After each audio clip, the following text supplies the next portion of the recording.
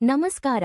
ಭಾರತೀಯ ಆರ್ಥಿಕ ಸುದ್ದಿಯ 24 ಆಗಸ್ಟ್ ಬೆಳಗ್ಗೆ 6 ಗಂಟೆಯ ಆವೃತ್ತಿಗೆ ಸ್ವಾಗತ. ಈ ಸುದ್ದಿ ಆವೃತ್ತಿಯನ್ನು ನಿಮಗೆ ತಂದಿರುವವರು ಭಾವನಾ. ಇತ್ತೀಚಿನ ಸುದ್ದಿಗಳನ್ನು ಆಲಿಸಿ. ಸೆನ್ಸೆಕ್ಸ್ 77,540.83 ಪಿಟಿಎಸ್ ಏರಿಕೆಯಾಗಿದೆ. ಅತಿ ಹೆಚ್ಚು ಲಾಭ. ಪವರ್ ಗ್ರಿಡ್ 2.87% ಏರಿಕೆಯಾಗಿದೆ. ಅತಿ ಹೆಚ್ಚು ನಷ್ಟ. ಮಾರುತಿ 1.77% ಕುಸಿದಿದೆ. ನಿಫ್ಟಿ 50 ಇಂದು 24,252 0.08% ಆಗಿದೆ. 0.08% ಏರಿಕೆಯಾಗಿದೆ. ಎನ್ಎಸ್ಇಯ ಅಗ್ರ 50 ಕಂಪನಿಗಳನ್ನು ಟ್ರ್ಯಾಕ್ ಮಾಡುತ್ತದೆ.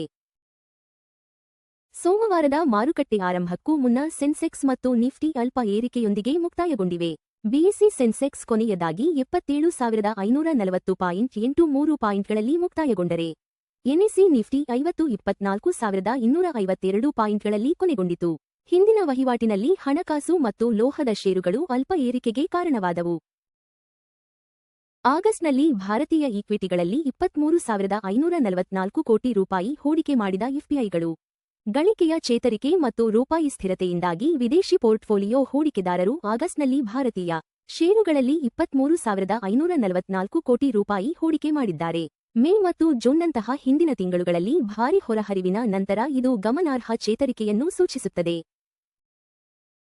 ಹಣಕಾಸು ವರ್ಷ 2027ರಲ್ಲಿ 2 ಲಕ್ಷ ರೂಪಾಯಿ ಕೋಟಿ ಆದಾಯದ ಗುರಿ ಹೊಂದಿರುವ ಗ್ರಾಸಿಂ ಕೆ.ಎಂ.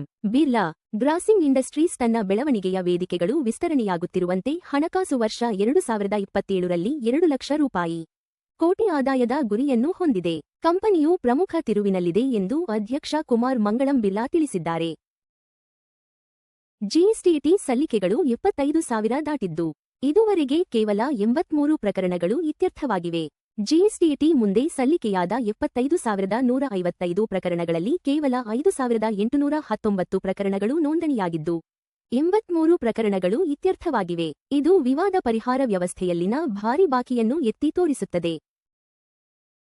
ಕೌಶಲ್ಯಾಭಿವೃದ್ಧಿ ಸಚಿವಾಲಯ ಮತ್ತು ಅಮೆಜಾನ್ನಿಂದ ಕ್ಲೌಡ್ ಮತ್ತು ತರಬೇತಿ ಉಪಕ್ರಮ ಪ್ರಾರಂಭ.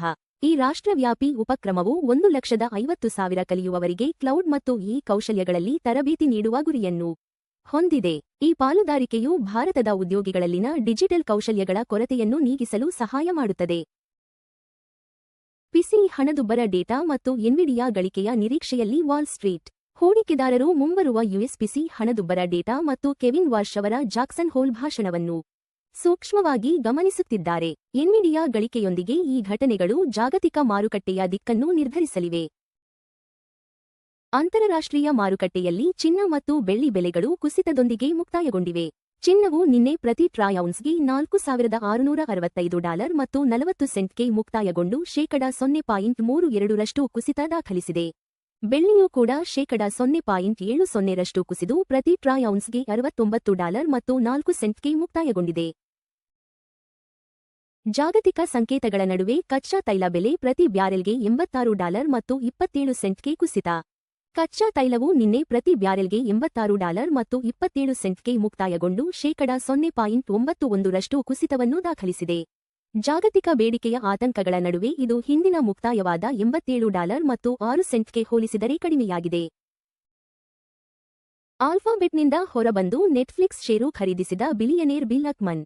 Billionaire fund manager Bill Ackman ಆಲ್ಫಾಬೆಟ್ನಿಂದ ಹೊರಬರುವ ಮೂಲಕ ತಮ್ಮ ಪರ್ಷಿಂಗ್ ಸ್ಕ್ವೇರ್ ಪೋರ್ಟ್ಫೋಲಿಯೋವನ್ನು ಮರುರೂಪಿಸಿದ್ದಾರೆ.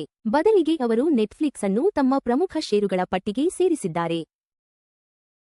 ವಿಳಂಬ ತಪ್ಪಿಸಲು ದೇಶೀಯವಾಗಿ ವಿನ್ಯಾಸಗೊಳಿಸಿದ ಪರಮಾಣು ರಿಯಾಕ್ಟರ್ಗಳ ಮೊರೆ ಹೋದ ಭಾರತೀಯ ಕಂಪನಿಗಳು. ಯೋಜನೆಯ ಅನುಮೋದನೆಗಳನ್ನು ವೇಗಗೊಳಿಸಲು ದೇಶೀಯ ಕಂಪನಿಗಳು ಸ್ಥಳೀಯವಾಗಿ ವಿನ್ಯಾಸಗೊಳಿಸಿದ ಪರಮಾಣು ರಿಯಾಕ್ಟರ್ಗಳನ್ನು ಅಳವಡಿಸಿಕೊಳ್ಳುತ್ತಿವೆ. ಈ ಬದಲಾವಣೆಯು ವಿದೇಶಿ ತಂತ್ರಜ್ಞಾನದ ಮೇಲಿನ ಅವಲಂಬನೆಯನ್ನು ಕಡಿಮೆ ಮಾಡಲು ಮತ್ತು ಅನುಷ್ಠಾನವನ್ನು ವೇಗಗೊಳಿಸಲು ಸಹಾಯ ಮಾಡುತ್ತದೆ. ಚಿನ್ನ $4,665 ಮತ್ತು 40 ಸೆಂಟ್ $0.32 ಪ್ರತಿ ಟ್ರಾಯ್ ಔನ್ಸ್ಗೆ. ಅಂದಾಜು ಸಮ $1,43,513 ಪ್ರತಿ 10 ಗ್ರಾಂಗೆ. ಚಿನ್ನದ ಬೆಲೆ $0.32 ಕುಸಿದಿದೆ.